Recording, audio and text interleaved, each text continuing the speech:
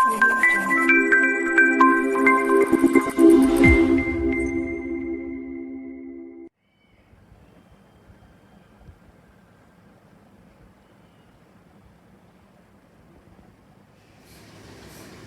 Friends, कैसे हो? मैं हूं हार्दिक पटेल, आपका आविष्कार अकेडमी में स्वागत करता हूं। चलो शुरू करते हैं आज का लेक्चर। तो आज के लेक्चर में हम क्या पढ़ने वाले हैं? आज के लेक्चर में अगर बात करें तो हम पढ़ने वाले हैं जो हमने कुछ प्रश्नों वाले जो क्वेश्चंस होते थे, जहां पर हमें बड़ी सी थियरी दी जाती थी और उसको हमें मैट्रिक्स में कन्वर्ट करना था और क्वेश्चन सॉल्व करना था। जो हमने बीच में शायद से एक्सरसाइज नंबर 3.2 में भी छोड़ दिया था, वो हम डिस्कस करेंगे और उसके साथ साथ मिसलेनियस एक्सरसाइज हम डिस्कस कर लेंगे, जिससे कि क्या है कि पूरी एक्सरसाइज बोर्ड के रिलेटेड जो भी चीजें हैं वो आपको पता चल जाए। और दूसरी बात कि हमारा लेक्चर यहाँ पर कंप्लीट हो जाए, लेक्चर क्या चैप्टर यहाँ पर हमारा कंप्लीट हो जाए। तो जल्दी से शुरू करते हैं। चलो क्या करेंगे, सबसे पहला क्वेश्चन आप देख लो। क्वेश्चन नंबर शायद है मेरा एक्सरसाइज 3.2 में सेकंड लास्ट क्वेश्चन होगा 19 क्वेश्चन नंबर 19 क्या बोलता है? जस्ट अ मिनट, मैं थोड़ा यस ओके। सो मेरे पास है a trust fund has 30,000 that must be invested in 2 different types of funds bonds.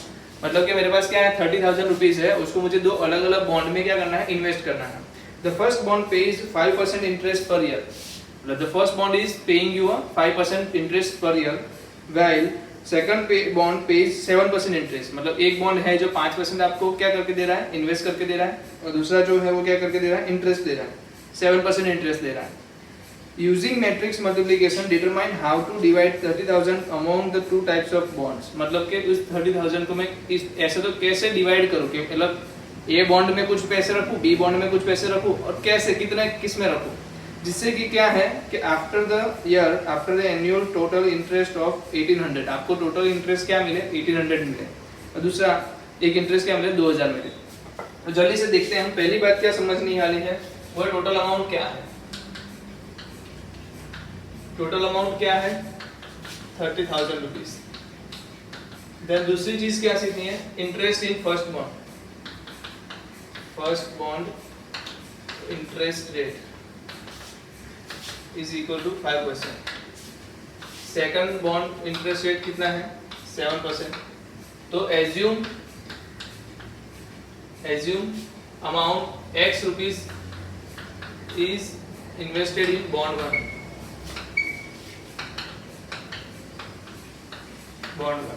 So remaining कितना रहेगा, रिमेनिंग कितने होंगे ये बताओ जल्दी से। रिमेनिंग क्या होगा, तो 30,000 माइनस x, रिमेनिंग क्या होगा, 30,000 minus x is invested in bond 2। समझ में आ रहा है? तो assume x rupees is invested in bond 1 while 30,000 minus x, क्योंकि टोटल अमाउंट क्या है 30,000 है। अगर मैं x इसमें इन्वेस्ट करता हूं तो बाकी की कितनी रहेगी, 30,000 माइनस x कहां पर आएगी, इन्वेस्ट इन बॉन्ड 2। तो आपको क्या करना है, यहां पर अमाउंट लिखनी है, जिसको आप किस में लिखोगे, रो मैट्रिक्स में लिखोगे। तो अमाउंट क्या हो गई, x एंड 30,000 माइनस x। ठीक है, यहां पर आपको क्या लिखना है, इंटरेस्ट लिखना है। वो कैसा होगा, कॉलम मैट्रिक्स में होगा। जैसे कि मुझे पता है, आपको फॉर्मूला पता होगा इंटरेस्ट निकालने का, क्या होता है, PRN डिवाइड बाय 100।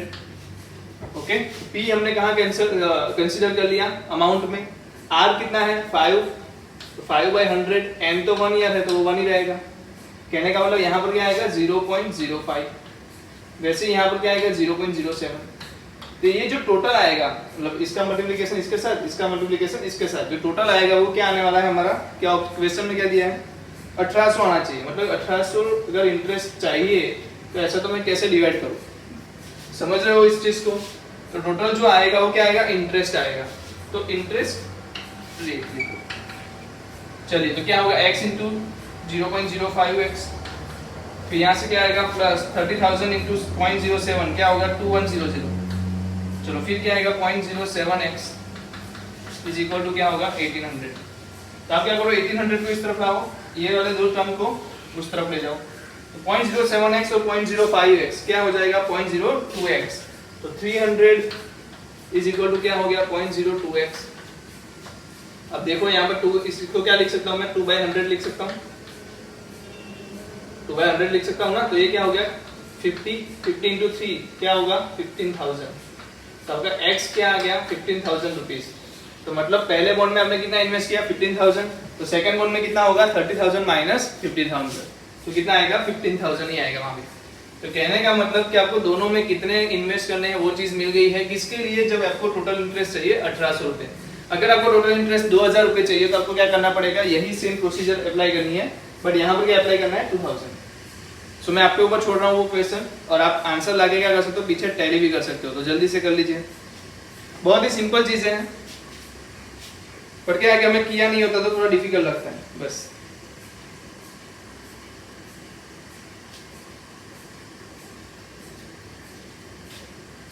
चलो आगे बढ़े, आ जाओ।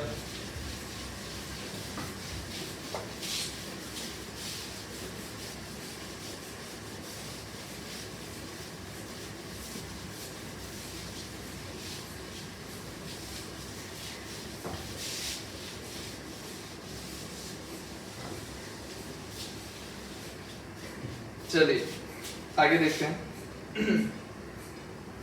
नेक्स्ट क्वेश्चन है, the book shop of a particular school has 10 dozen chemistry book, 8 dozen physics book and 10 dozen economics book. Their selling price are 80 rupees, 60 rupees and 40 rupees each respectively. Find the total amount of books shop will receive from selling all the books using matrix algebra.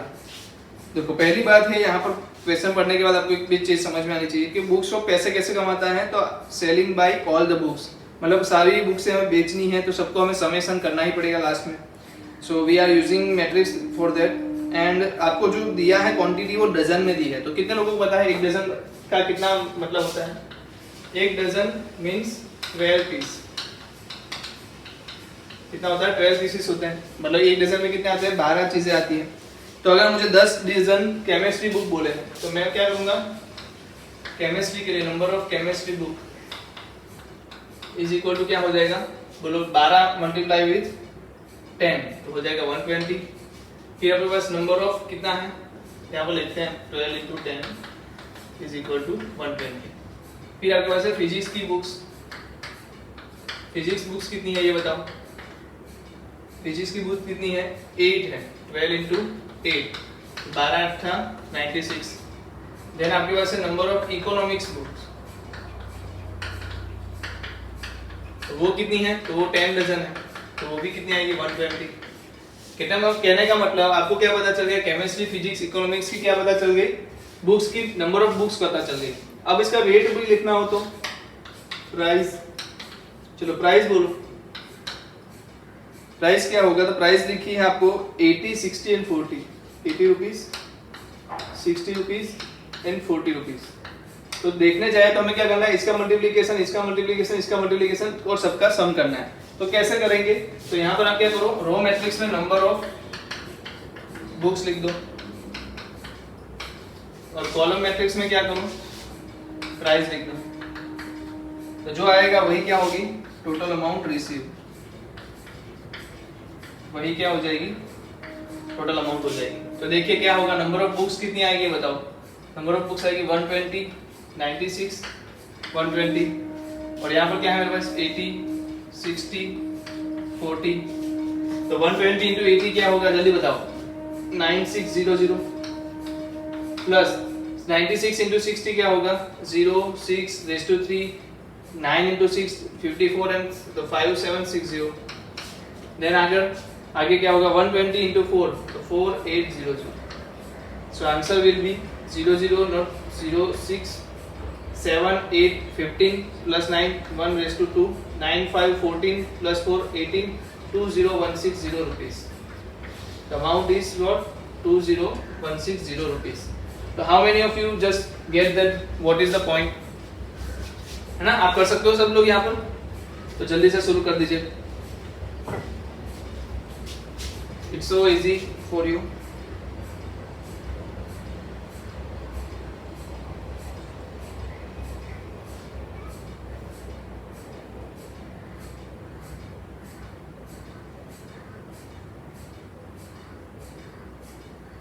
For more question you can take practice of examples also.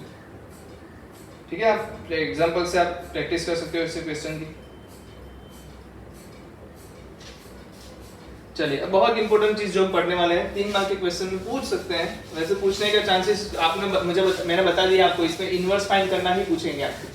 क्या पूछेंगे? Inverse find करना। तो आपको वही चीजें ज्यादा से ज्यादा बार प्रैक्टिस करनी है बोर्ड के लिए, ठीक है। तो अभी जो करा रहे हैं मिसलेनियस एक्सरसाइज है, बहुत काम की, तो मैं ज्यादा बोल नहीं सकता, बट हाँ हमें मेथड पता होना जरूरी है। बहुत इजी है, आपने मैथमेटिकल इंडक्शन देखा होगा अगर पता हो तो, मैथमेटिकल इंडक्शन आपने पढ़ा होगा।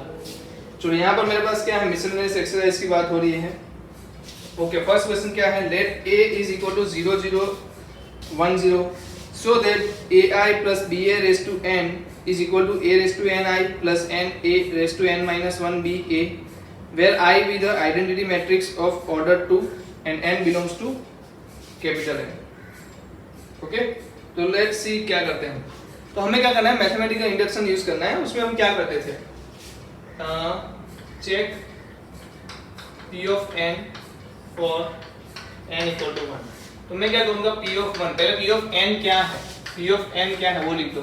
तो कि a क्या है मैं देख लेता हूं एक बार, ai plus ba raised to n is equal to क्या है, a raised to n I plus a raised to n I plus a raised to n minus 1 into b into a। Okay, ऐसा ही कुछ है, n है आगे मतलब n। चलो तो पहले n इक्वल टू 1 के लिए ले लेते हैं। n इक्वल टू 1 के लिए LHS क्या होगा ये बताओ। तो ai plus ba raise to 1, इसका मतलब होता है ai प्लस ba, ठीक है। RHS बताओ, RHS बताओ क्या आएगा। तो RHS में क्या होगा, a raise to 1 I plus 1 a raise to 0 b a, इसका मतलब भी क्या होगा ai प्लस ba। तो कहना मतलब LHS इक्वल टू RHS हो रहा है। So it is true for p of 1। Okay, तो हमें क्या करना है, एज्यूम कर लेना है। जैसे ही p of 1 के लिए हो जाता है, आपको एक चीज करनी है, एज्यूम करना है p of k is true, not p of k is true, p of n is true for n equal to k। p of 1 is true for n equal to k, so n equal to k लिए true है, तो आप क्या बोल सकते हो, ai plus ba raised to k is equal to a raised to k I plus k a raised to k minus 1 to b into a। ठीक है, आप ये बोल सकते हो, एज्यूम किया था इसलिए। Now check for p of k plus 1। Okay, check for p of k plus 1। तो पहले LHS बता दो, LHS क्या है।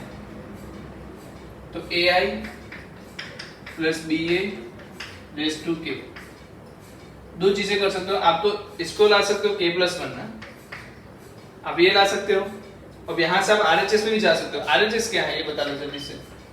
मैं LHS से RHS पे जाऊंगा, तो RHS भी मुझे पता होना चाहिए। RHS क्या है, a raise to k plus 1 I plus k plus 1 a raised to k plus 1 minus 1 मतलब k b into a।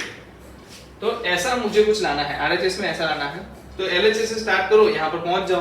तो LHS में क्या है, ai plus b a raised to k। तो मुझे k का तो पता है, प्लस 1 जो अलग से दिया है उसका नहीं पता, तो मैं इसको क्या करूँ, अलग कर दूं। जैसे कि ai plus b a raised to k है, और साथ में मल्टीप्लिकेशन में क्या आएगा, और एक बार ai plus b a, क्योंकि प्लस 1 देखो पावर में प्लस 1 है, ठीक है। तो आपको एक बार और लिखना पड़ेगा, और इसका आंसर आपको पता है क्या होगा, ये रहा। क्या आंसर बताओ जल्दी से, a raise to k I plus k a raise to k minus 1 into b into a ai plus ba। चलो आप क्या करो, पहले तो इतना लिख लो, ऊपर की चीजें लिख लो। तो मैं क्या करूं, नीचे वाली चीज का आगे एक्सप्लेनेशन दे सकूं। तो सबसे पहले वीडियो पॉज करो और आप यहाँ एज्यूम तक लिख लो, या भी पूरा लिख लो तो भी चलेगा। वीडियो पॉज करो, लिख लो। चलिए आ जाइए इधर। चलो अब क्या बोल रहे हैं, इसका मल्टीप्लिकेशन करना है। मल्टीप्लिकेशन करेंगे तो क्या मिलेगा, देखो a raise to k I into क्या होगा ai, तो a raise to k plus 1 I square चलो फिर a रेस टू के आई का मल्टीप्लाई होगा बी ए के साथ, तो क्या होगा a raise to K into B into I into ए। चलो फिर इसका मल्टीप्लिकेशन इसके साथ, तो के तो आ गया, a रेस टू के आ गया क्योंकि -1 है और एक बार मल्टीप्लाई हुआ तो +1 हो गया, इसका मतलब k हो गया। मल्टीप्लाई में b है और a भी है, ia लिखूं क्या? यस ia लिखो सर, तो ia हो गया प्लस इसका मल्टीप्लिकेशन लास्ट वाले के साथ, तो उसमें क्या होगा बी ए कॉमन हो जाएगा तो अंदर बचेगा के ए रेस टू के ए -1 प्लस 1 बी ए, ऐसा ही कुछ हुआ। ओके ऐसा कुछ आ रहा है ना। ओके ए स्क्वायर हो जाएगा, देखो ध्यान दो यहाँ पर क्या हो जाएगा ए स्क्वायर हो जाएगा, तो ए का मल्टीप्लिकेशन ए के साथ होगा तो ए स्क्वायर हो जाएगा और बी का भी स्क्वायर हो जाएगा। चलिए आगे बढ़ते हैं। ये मुझे क्या मिल गया a रेस टू के प्लस 1, क्या ये आपको RHS में दिख रहा है?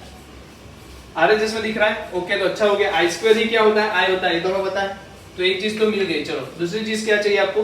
k plus 1 a raise to K B, a raise to K B common ले सकता हूँ क्या? a raise to K B a common ले सकता हूँ, दोनों में है, तो मैं a raise to K into B into A common ले लिया, तो अंदर क्या बचेगा ये बताओ?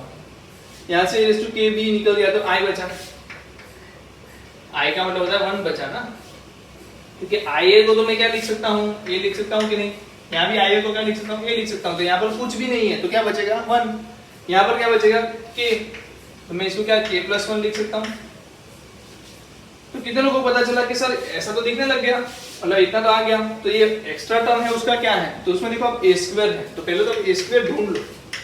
ए स्क्वायर कैसे मिलेगा? 0 1 0 0 था ना, अब यहाँ से ए स्क्वायर ढूंढो तो पता चलेगा क्या होता है। तो ए स्क्वायर ढूंढते ही आपको पता चल गया नीचे के 2 0 है, इसका मतलब क्या है? नीचे का 2 0 ही आएगा, चेक कर लेना भाई। तो 0 इंटू 0 0 इंटू 0, तो ये तो 0 ही होगा, ये भी 0 ही होगा। यहाँ देखो 0 इंटू 0 0 1 इंटू 0 0, तो ये भी 0, 0 इंटू 1 0 1 इंटू 0 वापस से 0, तो ये क्या हो गया? 0 मैट्रिक्स हो गया। इसका मतलब मैं इसको क्या कर सकता हूँ? कैंसिल कर सकता हूँ। तो आपके पास क्या हो गया? इज इक्वल टू क्या है? पी ऑफ के प्लस। समझ में आ रहा है चीजें क्या हो रही है? तो आप क्या बोल सकते हो कि P of K is true, then P of K plus 1 is true। मतलब आपने क्या एज्यूम किया था? P of K ट्रू है तो automatically P of K plus 1 भी ट्रू है। इसका मतलब P of N is true for all n belongs to n, और all n belongs to n, मतलब कि n नेचुरल नंबर है तो आपका P of n हर एक नेचुरल नंबर पे क्या होगा? सही साबित होगा। चलो कितने लोगों को इसमें समझ आया? समझ में आ रहा है कैसे करना है? तो जल्दी से लिख लीजिए तो आगे बढ़े हम।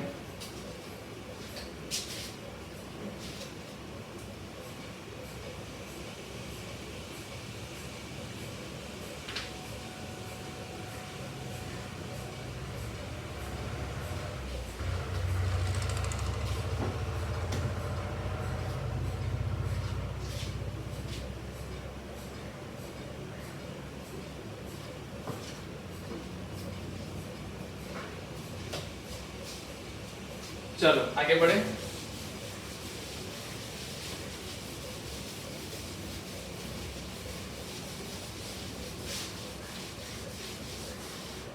चलो नेक्स्ट क्या है? ओके मुझे दिया है a दिया है, a की वैल्यू क्या दी है?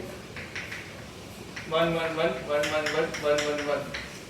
कि a रेज़ टू n दिया है मुझे 3 raise to n minus 1 3 raise to n minus 1 3 raise to n minus 1। इसको मैं शॉर्ट में भी लिख सकता हूँ क्या? अगर आप लिख लेना पूरे इसको पहले, फिर मैं इसको क्या लिख सकता हूँ? 3 raise to n minus 1 bracket में 1 1 1। क्या ऐसे लिख सकता हूँ मैं? कॉमन ले सकता हूँ ना, क्योंकि 3 रेज़ टू n माइनस 1 क्या है? स्केलर क्वांटिटी है, मैं कॉमन ले सकता हूँ। तो a रेज़ टू n आपका क्या आ रहा है? 3 रेज़ टू n माइनस 1 और ब्रैकेट में 1 1 1 1 1 1 1 1 1। चलो आगे बढ़ते हैं। तो हमें प्रूव करना है ना ये तो। ओके तो ये ऐसा होता है, हमें प्रूव करना है। फर्स्ट हम क्या करेंगे? For n equal to 1 P of 1 LHS is equal to क्या है? आपको पता है LHS क्या होगा? A equal to क्या होगा? 3 raised to 0 1 1 1 1 1 1 1 1 1। LHS क्या है? A है। RHS भी क्या होगा? चलो LHS ये है, RHS लिखना है ना हमें। तो RHS क्या होगा, तो 3 raised to 0 1 1 1 1 1 1 1 1 1, इसका मतलब क्या होता है 3 raised to 0 into A is equal to A। तो LHS is equal to RHS हो रहा है, तो इसमें कोई दिक्कत नहीं है। So assume P of n is true for n equal to k। तो P of k is equal to क्या हो, A raised to k is equal to 3 raised to k minus 1 bracket में 1 1 1 1 1 1 1 1 1। समझ में आ रहा है ये?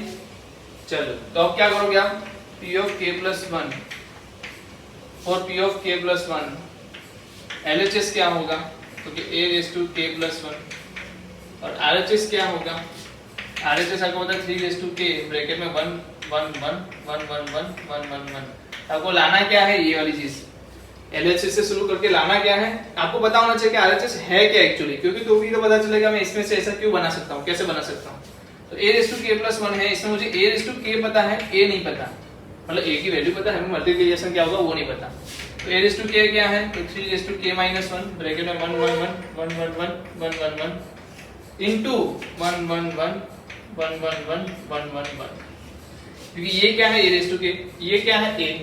अब इसका मल्टीप्लिकेशन क्या होगा, तो आप लिख लो 3 raised to k minus 1 bracket में मल्टीप्लाई करो, क्या होगा बताओ, तो 1 into 1 1 into 1 and 1 into 1 1 plus 1 plus 1, तो क्या आ जाएगा 3 3 3 3 3 3 and 3 3 3। मतलब कॉमन क्या ले सकते हो आप, 3 कॉमन ले सकते हो, 3 कॉमन लेते ही क्या बच जाएगा 3 raised to k ब्रैकेट में 1 1 1 1 1 1 1 1 is equal to RHS। तो कितने लोगों को समझ में आ रहा है, वही स्टेटमेंट लगा दो यहाँ पर, P of k is true and P of k plus 1 is also true, so we can say the n belongs to n, so P of n is always true। ठीक है, तो आप लिख लीजिए।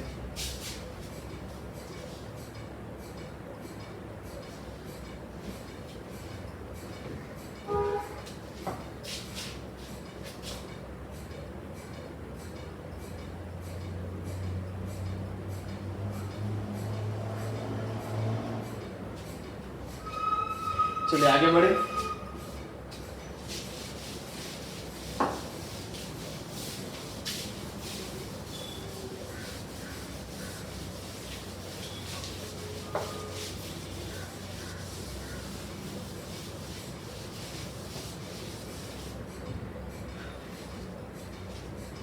Just a minute. Okay, next question जो है वो मैं आपको घर से करने को देता हूँ। अगर इन केस आपको नहीं समझ में आ रहा है, कहीं पे दिक्कत हो रही है, तो आप मुझे बेझिझक पूछ सकते हो।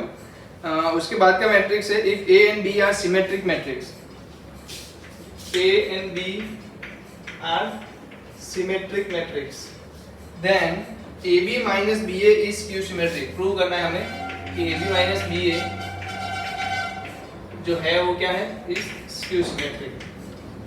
चलो इतना दिया है, हम क्या करेंगे, सिंपल सी चीज, पहले पता क्या है, a raise to t is equal to a है और b raise to t is equal to b है। क्यों? क्योंकि बोला है सिमेट्रिक है।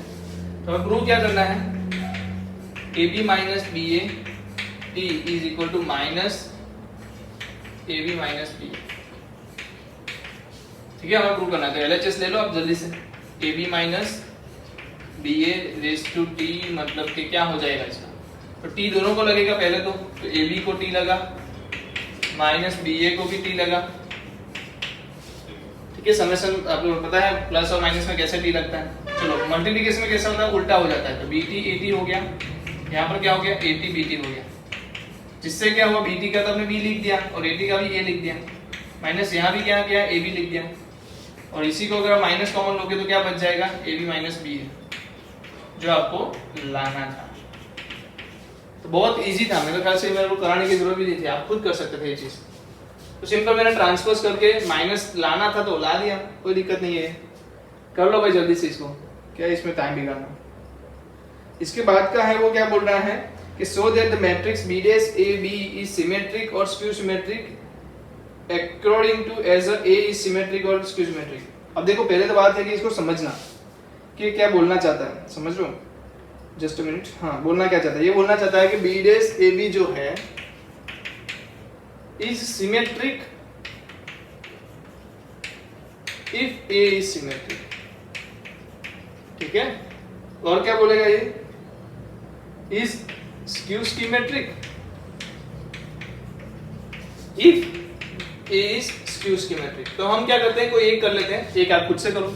जैसे कि मैंने मान लिया AD is equal to A है, मतलब कि सिमेट्रिक है, तो मैं B डैश A B का डैश लेता हूँ, जिससे कि मुझे क्या मिलने वाला है, देखो B dash A B dash क्या मिलेगा, B का डैश पहले आएगा, देन A का डैश आएगा, देन B का डैश आएगा। उल्टा करना है ना, ऑर्डर उल्टा करना है। चलो B डैश तो B डैश हो गया, कोई बात नहीं। A डैश को मैंने क्या लिख दिया, A लिख दिया, और B डैश डैश क्या हो जाएगा, दो बार डैश है तो सिंपल हो जाएगा, और वही अपने शुरू किया था, तो मतलब इस सिमेट्रिक, तो ये भी क्या है, सिमेट्रिक। अब माइनस रखोगे तो सीधी बात है, यहाँ पर क्या मिलेगा, माइनस, मतलब पूरा टर्म क्या हो जाएगा, माइनस हो जाएगा, तो स्क्यू सिमेट्रिक मिलेगा। तो भी सिंपल है चीजें, तो ये भी मैं ज्यादा आपको डीप में नहीं करा रहा, आप देख लो, दोनों चीजें आप लिख लो जल्दी से।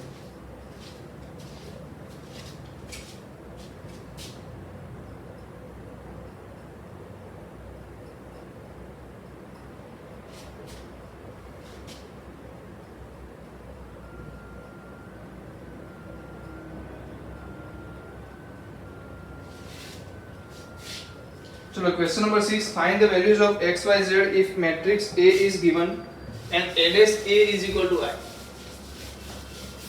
ये भी इजी क्वेश्चन है। चलो पहले मैं क्या लिखूं, A डैश लिखूं, A डैश क्या होगा ये बताओ, A dash A into I, A dash क्या होगा ये बताओ, तो 0 x x,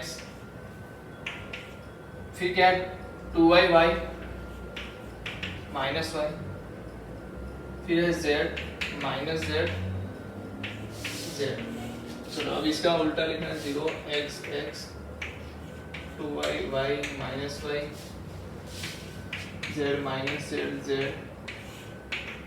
is equal to क्या है, 1 0 0 0 1 0 0 1। ऐसा गिवन है, हमें x y z ढूंढना है। क्या ढूंढना है, x y z ढूंढना है। तो कुछ नहीं, मल्टीप्लिकेशन करो, सिंपल जो हमें पता है वो चीजें हम अप्लाई करेंगे। 0 का मल्टीप्लिकेशन 0 के साथ कोई दिक्कत नहीं, x का मल्टीप्लिकेशन x के साथ और x का मल्टीप्लिकेशन x के साथ। कहने का मतलब क्या आएगा ये बताओ, 2x²। चलो आगे चलते हैं। तो दूसरा क्या है, यही फर्स्ट रो में सेकंड कॉलम लेंगे, तो 0 into y 0 xy minus xy xy minus xy। चलो इधर बोलो क्या है, z है x है, x ओके, यहाँ पर 0 into z 0 x into z minus xz x into z plus xz। चलो सेकंड रो आ जाओ, 2y into 0 0 x into y xy minus y into x minus xy। चलो सेकंड देखो, 2y into 2y 4y², y into y plus y² minus y plus y²। चलो second row third column, 2y into z 2yz, फिर y into minus z minus yz, फिर minus y into z minus yz। चलो इधर आ जाओ, z into 0 0 x into z minus xz plus xz। Second में z into 2y 2yz, then minus yz minus yz, z into z z² plus z² plus z² is equal to, आपको बताइए क्या होगा, 1 0 0 0 1 0 0 0 1। चलो देख के ही पता चल रहा है, ये वाला टर्म क्या हो रहा है, 0 हो रहा है, ये वाला टर्म भी क्या हो रहा है, 0 हो रहा है, ये वाला टर्म ये वाला टर्म ये वाला टर्म ये वाला टर्म। तो बाकी क्या बच गया आपके पास, 2x² 0 0 0 6 y² 0 0 0 3z² is equal to, आपको क्या गिवन है, 1 0 0 0 1 0 एंड 0 0 1। कितने लोग बोल सकते हैं कि x² क्या आएगा, 3x 2x² क्या होगा 1, इसका मतलब x क्या आएगा प्लस और minus 1/√2। Then y² is equal to क्या आएगा, 6y² इक्वल टू 1, तो y क्या आ गया प्लस और माइनस 1/√6। एंड इसी तरीके से 3z² इज इक्वल टू 1 आएगा, तो z क्या आ जाएगा प्लस माइनस 1/√3। समझ में आ रहा है चीजें, तो जल्दी से लिख लीजिए।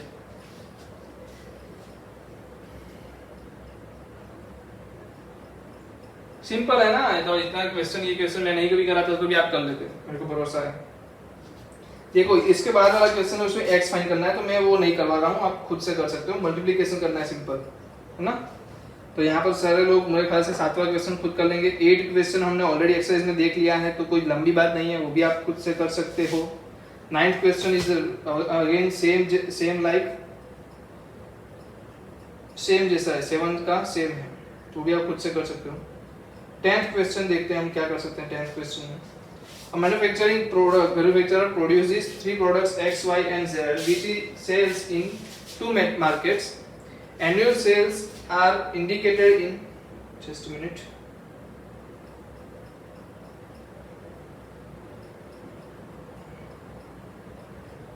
Annual sales are indicated below. Market 1 10,000, 2,000, 18,000, 6,000, 20,000, 8,000 something there. If unit sales price of X, Y and Z are 2.50, 1.50 and 1, क्या दिया है? सेल प्राइस दी है। Then if unit cost of the above 3 commodities are, तो cost price भी दी है आपको। So find the gross profit. अब gross profit क्या होता है? Cell price minus cost price होता है। अपने को इतना पता समझ में आता है, क्या होता है? Cell price minus cost price। तो पहली बात एक समझो, आप 2-3 तरीके से इसको कर सकते हो। कोई बंदा बोलता है मैं पहले कॉस्ट सेल प्राइस फाइंड कर लूं, मैं पहले कॉस्ट प्राइस फाइंड कर लूं, फिर उसके टोटल का माइनस कर दूं। कोई ऐसा बंदा भी सीख सकता है कि मुझे एक पीस पे कितना प्रॉफिट हो रहा है, वो भी पहले ढूंढ ले। सो आप दोनों चीजें एक साथ ढूंढ सकते हो, या फिर आपको लास्ट में क्वेश्चन ग्रॉस प्रॉफिट का पूछा है, तो मैं क्या बोलता हूं आपको, सिंपल तरीका देखो, profit is equal to what? Sell price minus cost price. Okay, और यहाँ पे क्वेश्चन पढ़ो ध्यान से। आपके पास कितनी प्रोडक्ट्स हैं? प्रोडक्ट्स कितनी है आपके पास? 3 I think, X, Y and Z। Okay, तो profit on X, profit on X per piece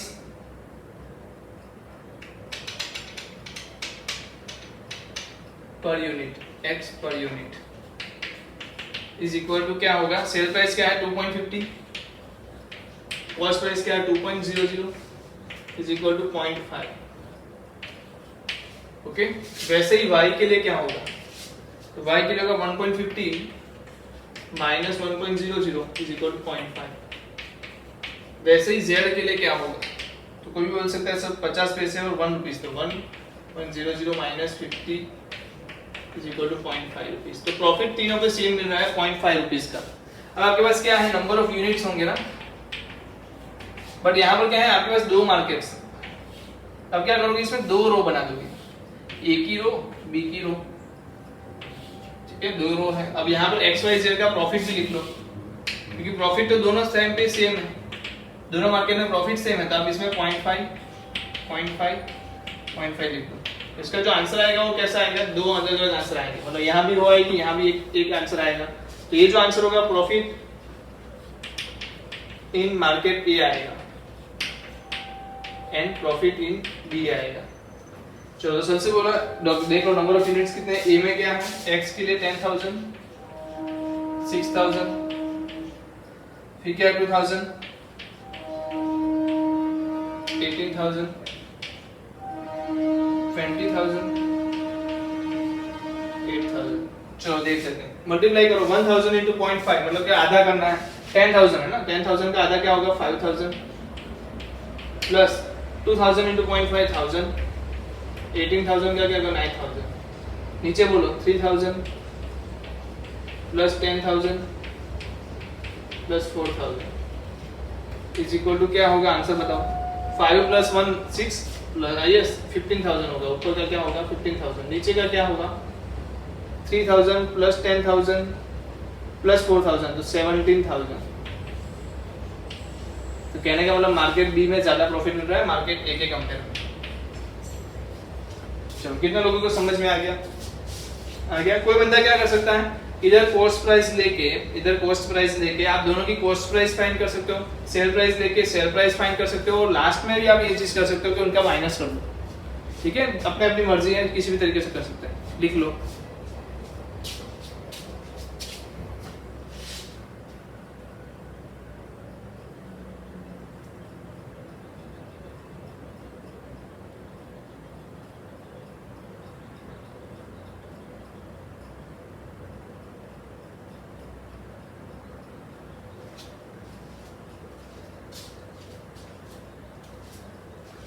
चलिए आगे बढ़े।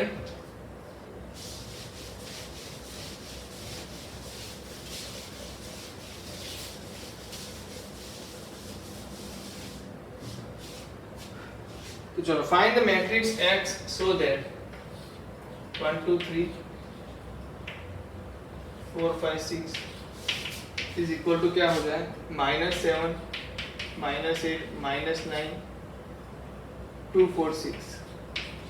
चलो देखो, आपको एक चीज समझ में आनी चाहिए कि मुझे यहाँ पर क्या क्या गिवन है। पहली बात m क्रॉस n एज्यूम कर लेता हूँ। ऑर्डर ऑफ x क्या है m क्रॉस n, इसको मैं a नाम दे देता हूँ, इसको मैं b नाम दे देता हूँ। तो a क्या है मेरे पास 2 क्रॉस 3, b मुझे आंसर में क्या मिल रहा है 2 क्रॉस 3। इसका मतलब पीछे से a आंसर कहाँ से आता है, पीछे से आता है, तो पता है ना, तो 3 यहाँ से आया। तो इसका मतलब क्या होता है, b का मतलब क्या होना चाहिए, तो m क्रॉस 3 होना चाहिए। आपको पता है m ही आएगा ना, आगे का जो टर्म है वो कहां से आया, m से आएगा। तो m बराबर आपका क्या हो गया, पहली बात m क्या होगा 2, और ये दोनों सेम होने चाहिए मल्टीप्लिकेशन करने के लिए। तो n इक्वल टू क्या आएगा 2, मतलब x क्या है 2 क्रॉस 2 मैट्रिक्स है, x क्या है 2 क्रॉस 2 मैट्रिक्स है। तो assume x is equal to a b c d। आपको ये पता चलना चाहिए पहली बात तो कि ऑर्डर क्या है, ऑर्डर कैसे निकालना समझ में आया। ये जो है वो आपको कौन सा बाहर वाले दो चीज देता है, तो m इंटू 3 आ रहा है और m की वैल्यू क्या हो जाएगी 2, जबकि अंदर की दोनों चीजें सेम होगी, इसका मतलब n इक्वल टू 2 हो रहा है। अब आप क्या करो, ABCD ले लिया है तो इसका आप मल्टीप्लिकेशन कर दो 1 2 3 के साथ और कंपेयर कर दो सामने वाले के साथ। क्या करो, कंपेयर कर दो। चलो तो मल्टीप्लिकेशन करते हैं, आपको क्या मिलेगा a प्लस 4b, नीचे same to same c plus 4d। चलो आगे बढ़ो, 2a प्लस 5d, यहाँ पर 2c प्लस 5d, फिर मिलेगा 3a प्लस 6b, यहाँ पर क्या मिलेगा बताओ 3c plus 6d is equal to क्या आ गया -7 -8 -9 2 4 6। समझ रहे हो। चलो कहां से शुरू करते हैं, a plus 4b and 2a plus 5b। Yes, a plus 4b 2a plus 5b is equal to क्या है -7 -8। चलो तो ऊपर वाले का 2 से मल्टीप्लाई कर दो तो क्या हो जाएगा 2a plus 8b is equal to -14। तो ये माइनस माइनस प्लस हो जाएगा और ये माइनस हो जाएगा, तो ये दो कैंसिल, ये भी क्या होगा प्लस, तो ये क्या हो गया -8b -3b आएगा। यहाँ पर क्या आएगा 14 माइनस 8 क्या होगा 6। अगर b आ रहा है वो क्या आ रहा है -2 आ रहा है ना, b की वैल्यू क्या आ रही है -2 आ रही है। अगर b की वैल्यू -2 आ रही है तो जल्दी से a बता दो। तो हमने देखा था a प्लस क्या था 4b -8 है, यस a आएगा आपका 1, b आया -2, a आया 1। अगर आप यहाँ पर नोटिस करते हो तो ये सेम चीज है किसमें होगी, c प्लस 4d में भी होगी। c plus 4d is equal to 2 दिया है और 2c plus 5d is equal to क्या दिया है 4 दिया है। हमने क्या किया, ऊपर वाले का मल्टीप्लिकेशन 2 से कर लिया, तो 2c plus 8d is equal to क्या आएगा 4। इसका मतलब 3d इज इक्वल टू आएगा आपका आंसर 0। जब माइनस करोगे तब 4 4 कैंसिल, 2 3 2c कैंसिल, तो d आपका 0 आया। इसका डायरेक्ट मीनिंग क्या होता है, c इज इक्वल टू 2 है, d इक्वल टू 0। चलो आंसर बोलो क्या आएगा, तो a आया 1, ये आया -2, ये आया 2 और ये आया 0। ये आपका आंसर है। x की वैल्यू क्या आएगी 1 -2 2 0। तो कितने लोगों को समझ में आया, ये सॉल्व करना तो सबको आता है। मेन जो चीज थी वो यहाँ पर सीखने लायक थी कि ऑर्डर कैसे निकालते हैं। आई होप तो आपको समझ में आ गया होगा। चलो तो लिख लीजिए,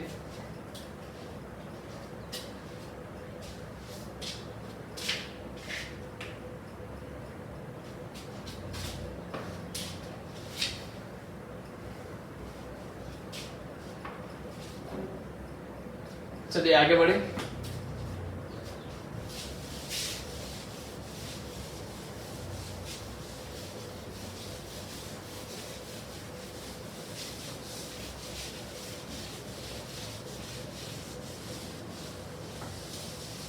वापस से वो वाले ऊपर से जो 3 क्वेश्चन थे वैसा ही क्वेश्चन आया। If a and b are square matrix of the same order such that ab equal to ba, ab equal to ba is given, then prove by induction that ab raised to n is equal to B raise to N A. Further prove that, मतलब ये prove होने के बाद आपको prove करना है A B raise to N is equal to A raise to N B raise to. Okay, तो सबसे पहले क्या करेंगे, हमें पता है n इक्वल टू 1 के लिए ले लो। n इक्वल टू 1 के लिए LHS क्या होगा, तब बोलोगे ए बी होगा। RHS क्या होगा, BA होगा। तो as per the condition A B equal to BA हो रहा है, तो P ऑफ 1 तो सच हो रहा है। अब n इक्वल टू k के लिए बोलो क्या होगा, तो A B raise to k is equal to b raise to k into n। A B raise to k is equal to क्या होगा, b raise to k a। अब आपको क्या करना है, n equal to k plus 1 के लिए assume करना है। अब a raise to k plus 1 के लिए LHS क्या हो जाएगा, a b raise to k plus 1, जबकि RHS क्या होना चाहिए, तो कि b raise to k plus 1 into a। आपको स्टार्ट यहां से करना है, a b raise to k plus 1 क्या आएगा, तो आप लिखोगे a b raise to k into b। और ये क्या है, मुझे बता सकता है कोई, a b raise to k आपको क्या given, b raise to k into a, b raise to k into a into b। और आपको पता है a b equal to ba है, मैं इसको क्या लिख सकता हूँ, bk ba। इसका मतलब हुआ b raise to k plus 1 into a is equal to RHS। देख लो, है सिंपल। इसका मतलब n equal to capital N के लिए आप ये प्रूव कर सकते हो। सेम चीज आप किसके लिए करो, n इक्वल टू 1 किसके लिए, ये वाली चीज, तो a b रेज टू 1 आएगा, और ये भी क्या आएगा, a raise to 1 b raise to 1। तो l इक्वल टू r हो रहा है। n इक्वल टू k के लिए आप एज्यूम करोगे तो क्या मिलेगा, a b raise to k is equal to a raise to k b raise to k। अब आपको किसके लिए प्रूव करना है, n equal to k plus 1 के लिए करना है, और लाना क्या है, तो a b raise to k plus 1 से स्टार्ट करना है। RHS में लाना क्या है, a raise to k plus 1 b raise to k plus 1, ये लाना है हमें। अब इसमें कितना लोगों को समझ में आ गया कि मैं पहले तो क्या करूंगा, a b raise to k ले लूंगा और अंदर a b से मल्टीप्लाई करूंगा। a b raise to k की जगह पे क्या लिखूंगा, a raise to k b raise to k into a into b।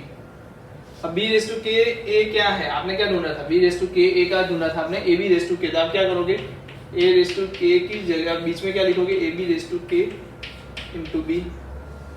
अब a इनटू a क्या हो गया, a raise to k plus 1, b into b क्या हो गया, b raise to k plus 1। वही आपका RHS।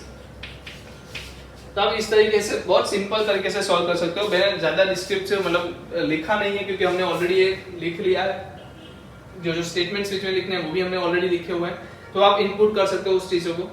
मेन चीज जो थी वो थी कि आपको कैसे उसको सॉल्व करना है, तो वो आपको समझ में आना चाहिए। मैथमेटिकल इंडक्शन ऑल जगह पे सेम जगह अप्लाई होगा, सेम तरीके से अप्लाई होगा।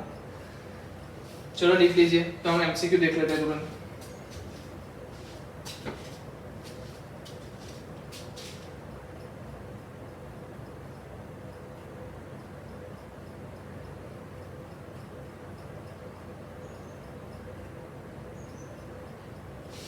चलिए हो गया। और देखो 13th क्वेश्चन जो बोला है वो देखना है।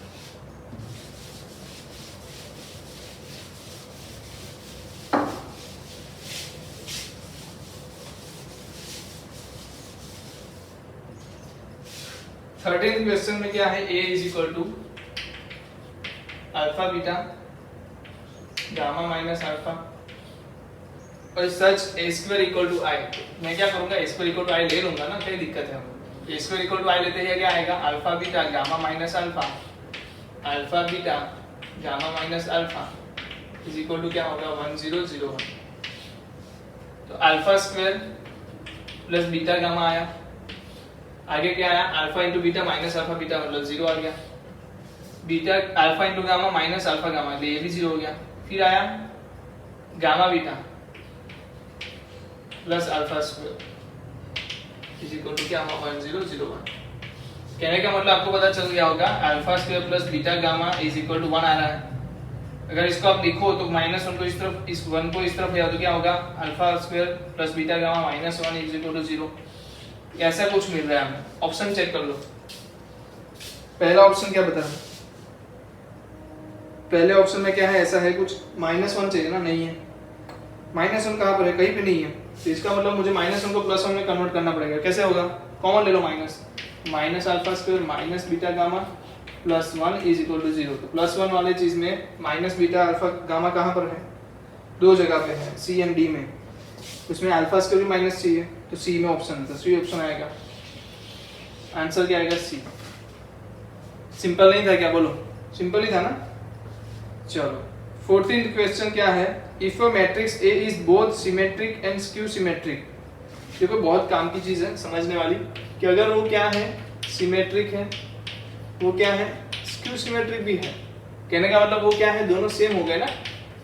कितने लोगों को समझ में आया? अगर मैं बोलूं मैट्रिक्स सिमेट्रिक भी है और स्क्यू सिमेट्रिक भी है, तो AT इज इक्वल टू क्या? दोनों सेम बोल सकता हूं। इसका मतलब 2A इज इक्वल टू 0 हो जाएगा और A इक्वल टू 0 आएगा। तो A क्या हो जाएगा? 0 मैट्रिक्स।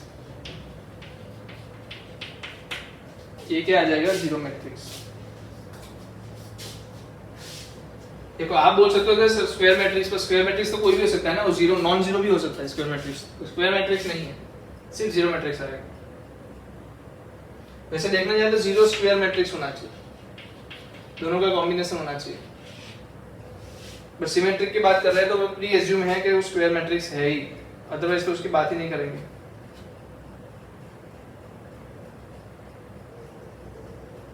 देन हमारे पास है last question, if a square matrix such that a square equal to a then I plus a raise to cube minus 7।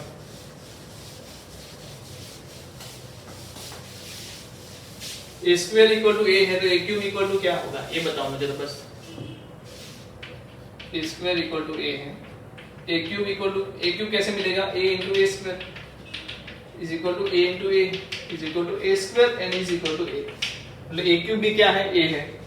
तो कहने का मतलब मुझे ढूंढना क्या है वो देख लो, I प्लस a का क्यूब माइनस 7 है। I प्लस a का क्यूब क्या होगा? अब कहता है आपको I और a क्या है? ऑर्डर, मतलब सिमेट्रिक नहीं बोल सकता, वर्ड भूल गया मैं। कॉम्यूटेटिव है एक दूसरे के, मतलब IA लिखो AI लिखो इज इक्वल टू a हो रहा है। तो आपको पता है कि कॉम्यूटेटिव है और उस टाइम पे आप क्या बाइनोमियल थ्योरम यूज कर सकते हो। तो इसको मैं क्या लिखूंगा? I cube plus 3I square a plus 3I a square plus a cube minus 7 है।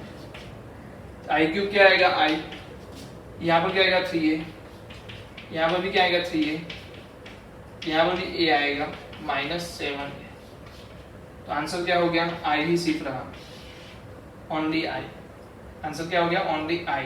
और ये ऑप्शन है क्या? ये तो हो गया ना, निकल गया ना। तो ओनली I वाला ऑप्शन है क्या? Yes yes, question number C option है ना। तो देख सकते हो कि कितनी आसानी से आप मैट्रिक्स के बोर्ड के क्वेश्चंस तो बहुत इजी है, मैट्रिक्स और डिटरमिनेंट दोनों की बात करूँ तो।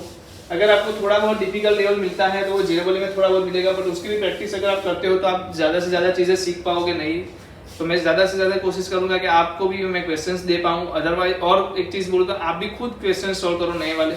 आप इंग्लिश मीडियम में हो, बहुत बड़ा फायदा होता है क्योंकि आपके नंबर ऑफ क्वेश्चंस बहुत सारे मिल जाते हैं मार्केट से। तो फिर से मिलेंगे नेक्स्ट लेक्चर में, तब तक के लिए अलविदा।